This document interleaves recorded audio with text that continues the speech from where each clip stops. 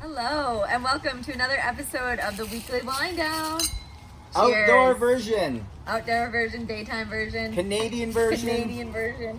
We are here in Edmonton, Alberta, Canada, in my hometown, and look at the gorgeous set we are in. How beautiful is it? Yeah. It's perfect for a red. What are we drinking today, Yeah, Greg? so today we are drinking Justin's father's favorite. It's a J. Lohr Cabernet Sauvignon, and it's quite nice. It is. It's juicy. It's not as heavy as the typical cab. Yep. And something that would go extremely well as you get into fall weather, which we are in. And the big thing we're talking about today is sleep and the power of sleep and how it can completely transform how you're able to show up on a day-to-day basis, and why it's not just your parents who talk about it, but the highest of performers are now focusing on sleep. And you look at Google, you look at Facebook, you look at all these places, and they have these sleep quarters, they have these nap beds, they have all of these things that are starting to enhance the power of sleep in their employees for productivity and the way they feel. So this is one of my personal favorite topics, because anybody who knows me well knows that I do not function on less than 8 hours of sleep a night. So this is Wouldn't something that be nice? Yeah. So this is something that is very near and dear to my heart and to my sanity.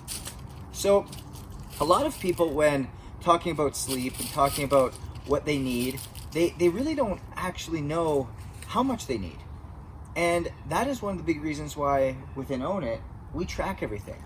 Everything is tracked from using data, and we're able to find out different circadian rhythms. What's working for you, what isn't? What is getting you the quality of sleep you need, and what isn't?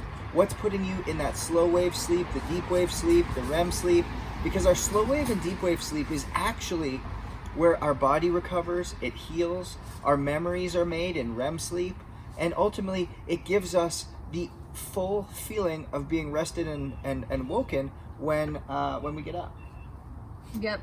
So I actually had an interesting experience a couple weeks ago, where I would wake up every morning. You know, normally Justin and I, as most of you know, use the Whoop band on a daily basis, and we look at it probably 5-6 times a day. And one of the things I always do when I wake up is I take a look at my recovery.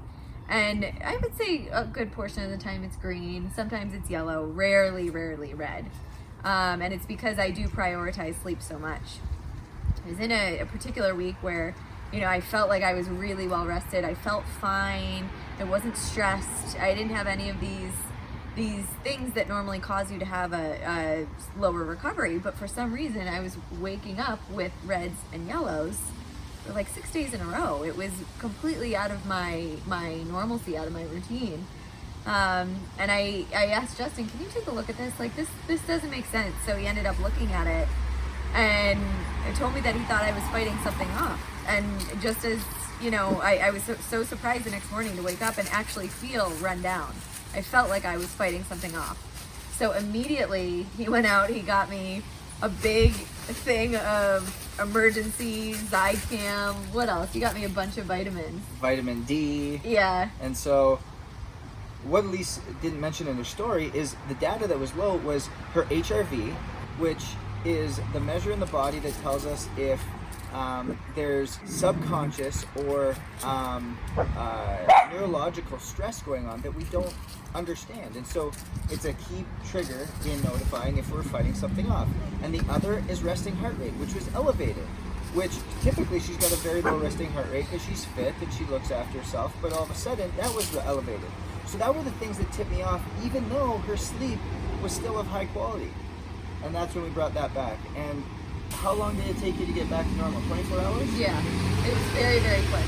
And so that's the power of being able to focus on the quality of sleep that you're getting, because as soon as we saw the data start to go down, we made sure she got about 15 more minutes of sleep on either end, which improved it by 30 minutes total. I even took a nap that day. Took a nap that day. Little things that we could improve on to make sure that the sleep quality was enhanced.